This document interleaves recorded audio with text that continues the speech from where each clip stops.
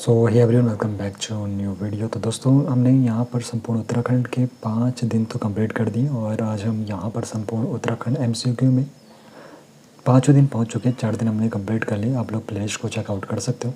तो यहाँ पर से भी 100 से ज़्यादा प्रश्न आप लोग में तैयार होने वाले। और यहाँ पर सबसे पहले हम बात करेंगे कत्यूरी प्रशासन और भू व्यवस्था के बारे में। तो कत्यूरी प्रशासन में राजा किस उपाधि का प्रयोग करता था? तो कत्यूरी जो प्रशासन थी उसमें जो राजा होता था तो राजा परम भट्टारक, महाराजा राज, परमेश्वर, इस वाली उपाधि का प्रयोग किया करता था। कत्यूरी प्रशासन में सबसे छोटी जो प्रशासनिक इकाई थी तो कौन सी होती थी? तो कत्यूरी जो प्रशासन था उसमें जो सबसे छोटी प्रशासनिक इकाई होती थी वो होती थी ग्राम। ग्राम सबसे छोटी प्रशासनिक इकाई किसके शासन में होती थी? तो कत्यूरी प्रशासन में ग्राम सबसे छोटी प्रशासनिक इकाई हुआ करती थी। कत्यूरी प्रशासन में ग्राम के प्रशासनिक अधिकारी को क्या कहा जाता है? तो यहाँ पर ग्राम के प्रशासनिक अधिकारी के बारे में पूछा गया है। और किसके प्रशासन में? कत्यूरी प्रशासन के बारे में। तो ग्राम का जो प्रशासनिक अधिकारी हुआ करता था उसको क्या कहते थे? मुकद्दम या महत्तम। मुकद्दम या महत्तम कहते थे ग्राम के प्रशासनिक अधिकारी को। आगे बढ़ने से पहले आपको बताना चाहता हूँ, अगर आप लोग हमें फाइनेंशियली सपोर्ट करना चाहते हो तो आप लोग इस QR कोड को स्कैन करके सपोर्ट दे सकते हो। मंत्रिपरिषद में महादंडनायक का क्या कार्य था? तो मंत्रिपरिषद में महादंडनायक का जो कार्य हुआ करता था तो इसका क्या कार्य था? प्रधान ये सेनापति होता था। तो महादंडनायक कौन होता था? प्रधान सेनापति। आय का मुख्य साधन क्या था? तो कत्यूरी प्रशासन में आय का जो मुख्य साधन हुआ करता था तो कृषि। कत्यूरी प्रशासन में आय का मुख्य साधन हुआ करता था। सबसे छोटी भूमि माप इकाई कौन सी थी? तो कत्यूरी प्रशासन में सबसे जो छोटी भूमि माप की इकाई हुआ करती थी उसको द्रोण वापम कहते थे। तो कत्यूरी प्रशासन में भूमि माप की सबसे छोटी इकाई किसको कहते थे? द्रोण वापम को। भूमि की नाप किसके अनुसार होती थी? तो भूमि की जो नाप होती थी ये होती थी बोए जाने वाले बीज के अनुसार। कत्यूरी प्रशासन में भूमि की नाप किसके अनुसार होती थी? तो कत्यूरी प्रशासन में भूमि की जो नाप होती थी बोई जाने वाले बीज के अनुसार होती थी। कुल्यवाप कितने द्रोण के बराबर होता था? तो कुल्यवाप कितने द्रोण के बराबर पूछा गया तो ये होता था 8 द्रोण के बराबर। तो कुल्यवाप 8 द्रोण के बराबर होता था। कृषि उन्नति का ध्यान रखने वाले अधिकारी को क्या कहते थे? तो कृषि उन्नति का ध्यान रखने वाले अधिकारी को कत्यूरी प्रशासन में क्षेत्रपाल कहते थे। तो कृषि उन्नति का ध्यान रखने वाले अधिकारी को क्या कहते थे? क्षेत्रपाल। प्रभात नामक अधिकारी का क्या कार्य था? तो प्रभात नामक जो अधिकारी हुआ करता था तो वो भूमि का नाप करता था। भूमि का नाप कौन करता था? प्रभात नामक अधिकारी। और जो यहाँ पर कृषि उन्नति का जो ध्यान रखता था तो उसको क्षेत्रपाल कहते थे। और प्रभात क्या करता था? भूमि का नाप का काम करता था। औपचारिक या षटकोश कार्य का क्या कार्य था? तो औपचारिक और षटकोश कार्य का जो कार्य था तो भूमि के अभिलेख रखना। औपचारिक या षटकोश कार्य का जो कार्य होता था कत्यूरी प्रशासन में भूमि के ये अभिलेख रखने का काम करते थे। छत्रयुक्त मंदिर की क्या विशेषता थी? तो छत्रयुक्त मंदिर की जो विशेषता है तो चकोर चबूतरे पर खुले और लकड़ी का प्रयोग यहाँ पर हुआ करता था। किसमें? छत्रयुक्त मंदिर में। शिखरयुक्त मंदिर की महत्वपूर्ण विशेषता क्या थी? तो शिखरयुक्त जो मंदिर हुआ करते थे तो ये क्या होते थे? वर्गाकार बिना छत्र के होते थे और परिवार समूह में होते थे। कौन? शिखरयुक्त जो मंदिर होते थे वर्गाकार और बिना छत्र के होते थे, परिवार समूह यहाँ पर रहता था, यानी कि एक के बगल में एक दूसरा मंदिर रहता था। तो यहाँ पर ए और बी दोनों यहाँ पर सही जवाब हो जाएगा। प्रांतपाल का क्या कार्य था? तो सीमाओं की सुरक्षा का काम कौन करता था? सीमाओं की सुरक्षा का जो काम करता था वो प्रांतपाल करता था कत्यूरी शासनकाल में। घटपाल जो नामक अधिकारी होता था तो घटपाल अधिकारी क्या करता था? ये दुर्गों का रक्षक होता था। तो घटपाल क्या करता था? दुर्गों की रक्षा करता था। और प्रांतों की रक्षा कौन, यानी कि सीमाओं की रक्षा कौन करता था? प्रांतपाल सीमाओं की रक्षा करता था। और दुर्गों की जो रक्षा करने का काम था वो घटपाल को था। वर्मपाल का क्या कार्य था? जो वर्मपाल होता था, वर्मपाल क्या करता था? सीमावर्ती भागों में आने जाने वाले पर निगाह रखता था। तो वर्मपाल क्या करता था? सीमावर्ती भागों में आने जाने वाले जो लोग होते थे उन पर निगाह रखने का काम कौन करता था? वर्मपाल। नरपति कौन थे? तो नदी घाटी पर कर वसूली करने वाले को क्या कहते हैं? नरपति। नदी घाटों पर कर वसूली करने वाले को नरपति उस वक्त कहा जाता था। कत्यूरी सैन्य शासन में पदातिक सेना का क्या अर्थ है? तो कत्यूरी सैन्य शासन में पदातिक जो सेना थी तो ये पैदल सेना हुआ करती थी, पदातिक सेना। तीनों आरोही सेना जिसमें अश्वरोही, गजरोही और उष्टरोही थे तो उनका जो सर्वोच्च सेनापति था तो वो उसको क्या कहते थे? हत्याश्व श्रेष्ठ बलाधिकृत। हत्यासु श्रेष्ठ बलाधिकृत किसको कहते थे? तीनों आरोही जो सेना होती है उनका जो सर्वोच्च सेनापति होता था उनको हत्यासु श्रेष्ठ बलाधिकृत कहते थे। पुलिस विभाग में दोषा पराधिकारी का क्या कार्य था? तो पुलिस जो विभाग था उसमें दोषा पराधिकारी का जो कार्य होता था, इसका कार्य अपराधियों को पकड़ना होता था। गुप्तचर विभाग का अधिकारी क्या कहलाता था? तो जो गुप्तचर विभाग का जो अधिकारी हुआ करता था उसको दुसाध्य साधनिक अधिकारी कहते थे। गुप्तचर विभाग का अधिकारी क्या कहलाता था कत्यूरी प्रशासन में? दुसाध्य साधनिक अधिकारी। भूपति नामक अधिकारी का क्या कार्य था? तो भूपति जो नामक अधिकारी था तो ये क्या करता था? कर वसूली।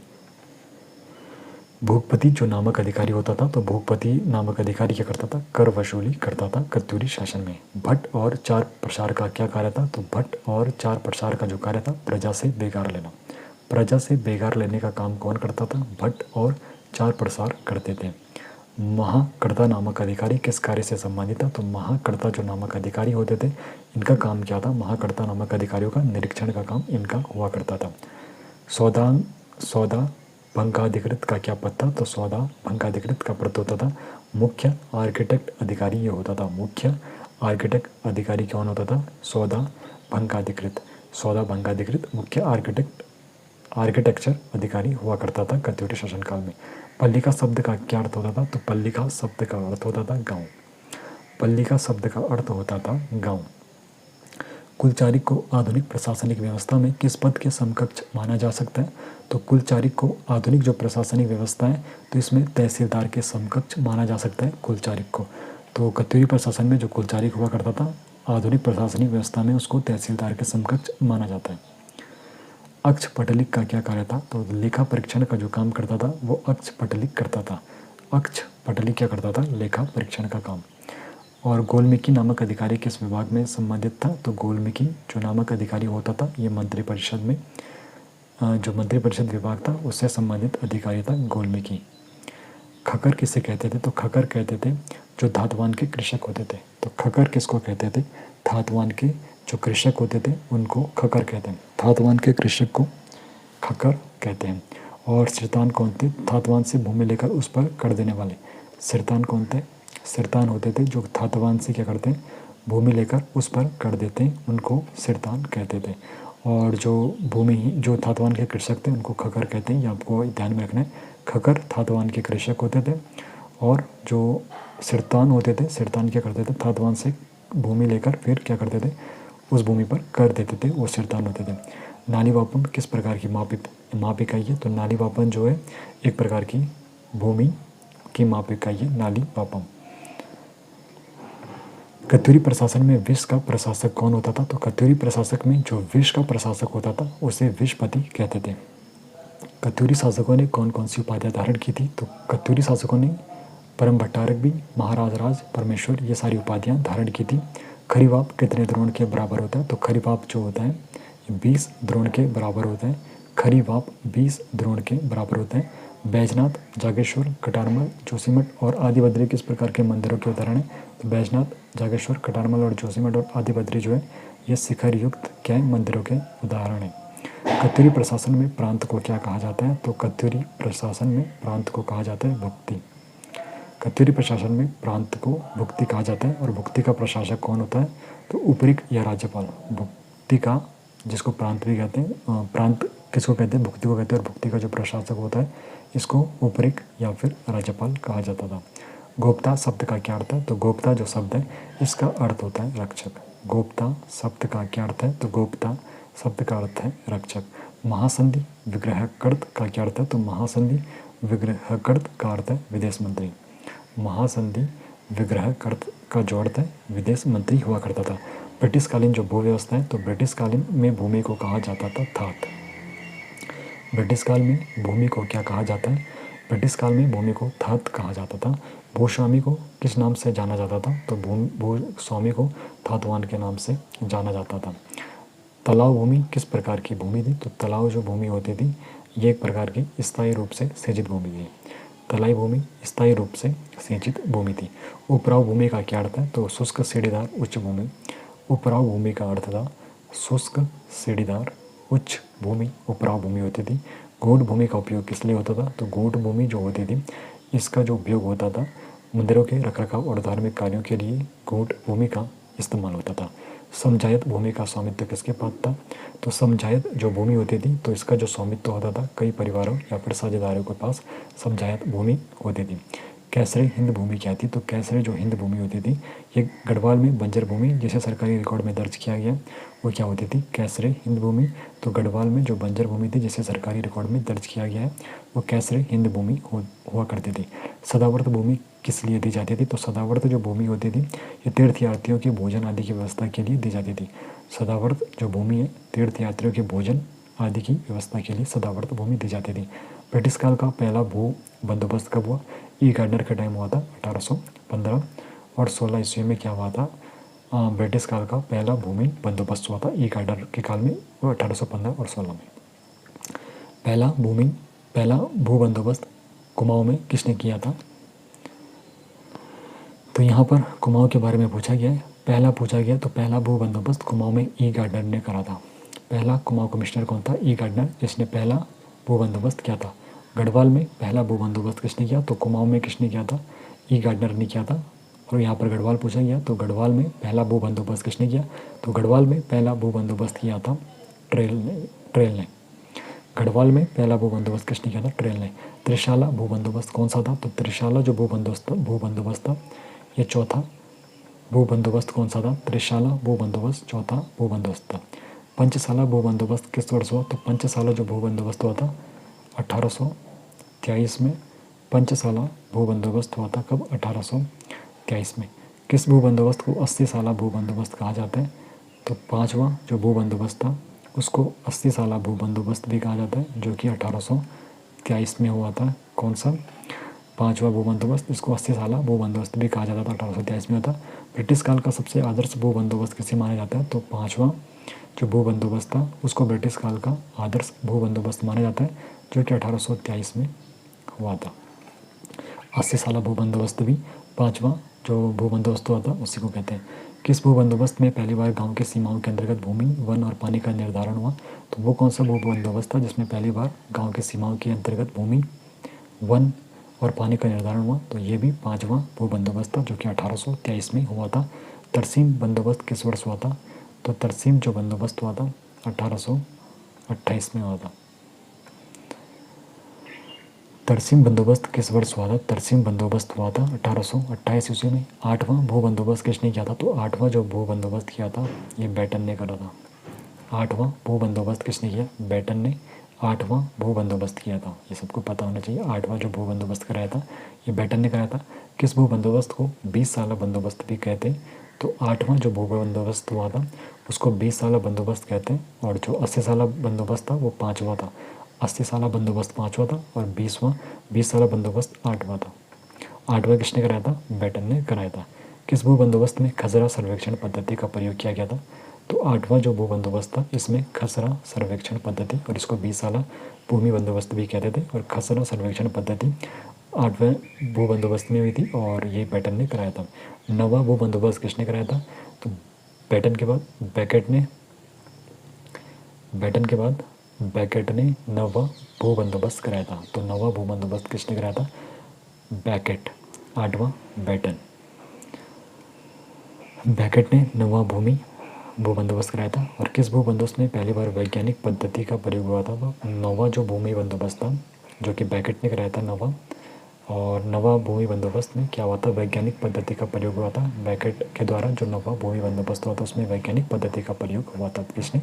बेटन ने कराया था नवा। आठवां किसने कराया था? बेटन ने। और बैकेट ने नवा। नवे भू बंदोबस्त के समय कुमाऊं का शासन किसके हाथ में था? तो जब नवा भू बंदोबस्त हुआ था तो उस वक्त कौन था कुमाऊं का शासक? रैमसे, जिसको कुमाऊं का बादशाह भी कहा जाता है। 10वां भू बंदोबस्त गढ़वाल में किसने किया था? तो यहाँ पर गढ़वाल पूछा गया है। तो 10वां भू बंदोबस्त गढ़वाल में कराया था पू ने। 10वां जो भू बंदोबस्त हुआ था गढ़वाल में किसने कराया? पू ने 10वां भू बंदोबस्त गढ़वाल में कराया था। 10वां भू बंदोबस्त कुमाऊं में किसने किया? तो कुमाऊं में जो 10वां भू बंदोबस्त किया था गोंज ने। ये आपको पता होना चाहिए, ठीक है। गढ़वाल पूछेगा 10वां पूछेगा गढ़वाल में पू ने कराया था, और 10वां पूछेगा कुमाऊं में तो गोंज ने कराया था। पू ने गढ़वाल में कराया था और गोंज ने 10वां भू बंदोबस्त कुमाऊं में कराया था। ब्रिटिश काल का जो अंतिम भू बंदोबस्त था तो कौन सा था? ब्रिटिश काल का अंतिम जो भू बंदोबस्त हुआ था वो 11वां भू बंदोबस्त था। 11वां भू बंदोबस्त किसने किया था? इब्सन ने।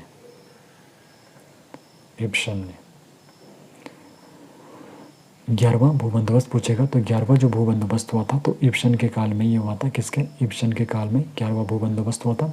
और 10वां किसने कराया था? तो गढ़वाल में कराया था पो ने, और कुमाऊं में कराया था गोंज ने। 9वां किसने कराया था? बैकेट ने। और 8वां किसने कराया था? ये आपको कमेंट में बताना है। उत्तर प्रदेश सरकार के द्वारा किया गया भू बंदोबस्त कौन सा था?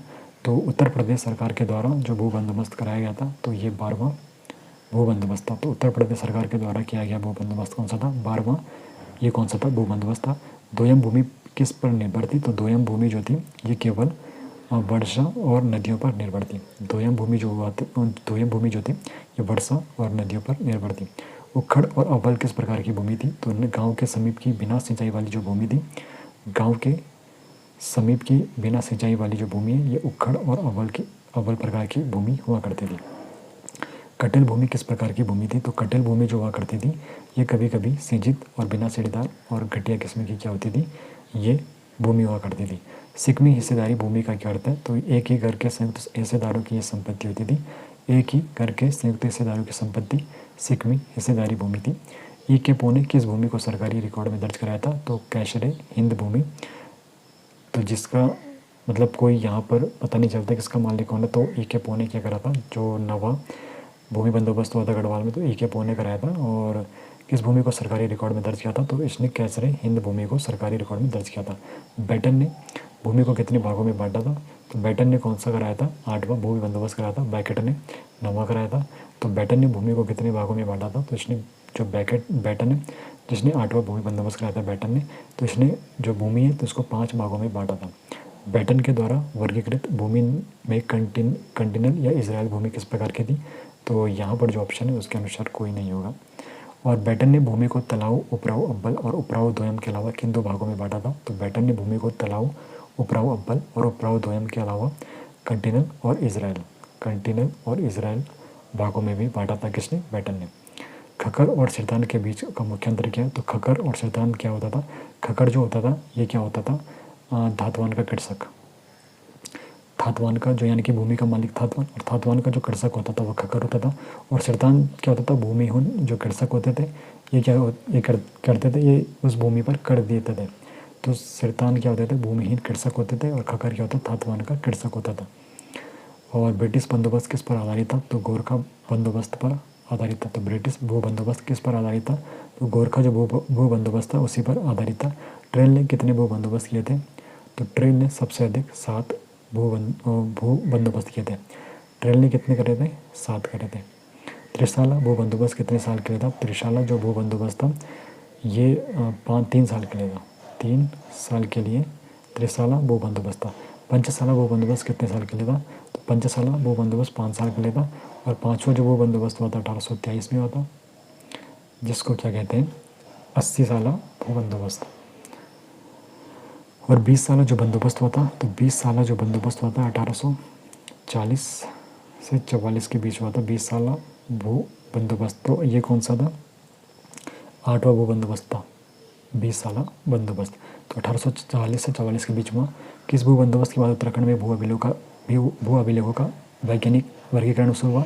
तो भू अभिलेखों का वैज्ञानिक जो वर्गीकरण शुरू हुआ था 9वां जो भू बंदोबस्त हुआ था बैकेट के काल में, वो कौन सा हुआ था? उसमें वैज्ञानिक वर्गीकरण हुआ था। गार्डनर और ट्रेल ने पहला भू बंदोबस्त कब किया था? तो गार्डनर और ट्रेल के द्वारा पहला जो भू बंदोबस्त हुआ था 1815 और 16 में हुआ था।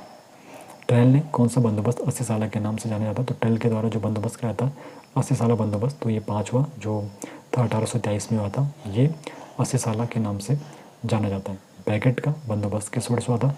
तो बैकेट ने कौन सा कराया था? 9वां भू बंदोबस्त कराया था। तो ये कब हुआ था? 1863 में। 9वां वो बंदोबस्त कब हुआ था? तो 1863 में, जब बैकेट ने क्या कराया था? 9वां वो बंदोबस्त कराया था। तो ये क्या हुआ था? 1863 में 9वां क्या हुआ था? बैकेट के द्वारा कराया गया भू बंदोबस्त था। किस भू बंदोबस्त में भूमि को तलाव, उपराव द्वयम या कंटिनल या इजराइल में वर्गीकृत किया गया था? तो ये जो 9वां था किसने कराया था? नवा बैकेटा नवा था, तो उसमें वर्गीकृत किया गया था। उत्तर प्रदेश सरकार द्वारा जो यहाँ पे 12वां जो भू बंदोबस्त हुआ था तो किस वर्ष हुआ था? 1960 से 64 के बीच उत्तर प्रदेश सरकार के द्वारा 12वां भू बंदोबस्त कराया गया था। 11वां किसने कराया था, ये आपको कमेंट में बताना है। ब्रिटिश भू व्यवस्था में थातवान कौन होता था? तो जो भूमि का मालिक होता था वो थातवान होता था। तो इब्सन ने कौन सा कराया था? 11वां भू बंदोबस्त कराया था। तो इब्सन के द्वारा किया गया अंतिम जो ब्रिटिश भू बंदोबस्त था तो किस वर्ष हुआ था? 1928 में। तो 11वां भू बंदोबस्त किसने कराया था? इब्सन ने 11वां भू बंदोबस्त कराया था 1928 में। और उत्तर प्रदेश सरकार ने 1960 और 64 में 12वां कराया था। तो ब्रिटिश जो कालीन भू व्यवस्था है उसमें समझायत शब्द का क्या अर्थ है? तो संयुक्त स्वामित्व वाली जो भूमि होती थी वो समझायत होती थी। गूढ़ भूमि का स्वामित्व किसके पास होता है? तो गूढ़ भूमि का जो स्वामित्व होता है मंदिर या फिर धार्मिक संस्थाओं के पास। गूढ़ भूमि का स्वामित्व किसके पास होता है? मंदिर या फिर धार्मिक संस्थाओं के पास। किस बंदोबस्त ने गोरखा बंदोबस्त पर आधारित माना गया? तो जो पहला ब्रिटिशकालीन जो बंदोबस्त था तो वो किस पे था आधारित? गोरखा भू बंदोबस्त पे। तरसीम बंदोबस्त के नाम से कौन सा बंदोबस्त जाना जाता है? तो तरसीम जो बंदोबस्त था, ये जो छठा भूमि बंदोबस्त हुआ था तो ये तरसीम बंदोबस्त के नाम से जाना जाता है, छठा भूमि बंदोबस्त। नवा भू बंदोबस्त किसके शासनकाल में हुआ? तो नवा भू बंदोबस्त शासनकाल पूछा गया तो किसने कराया था? बैकेट ने कराया था। और शासनकाल पूछा गया तो रैमजे के शासनकाल में। नवा जो भूमि बंदोबस्त हुआ था रैमजे के शासनकाल में हुआ था। नवा कब हुआ था? 1863 में हुआ था, बैकेट ने कराया था। 11वां बंदोबस्त किस काल का अंतिम था? तो 1928 में। ब्रिटिश काल का ये 11वां जो बंदोबस्त हुआ था ये इब्सन ने कराया था 1928 में।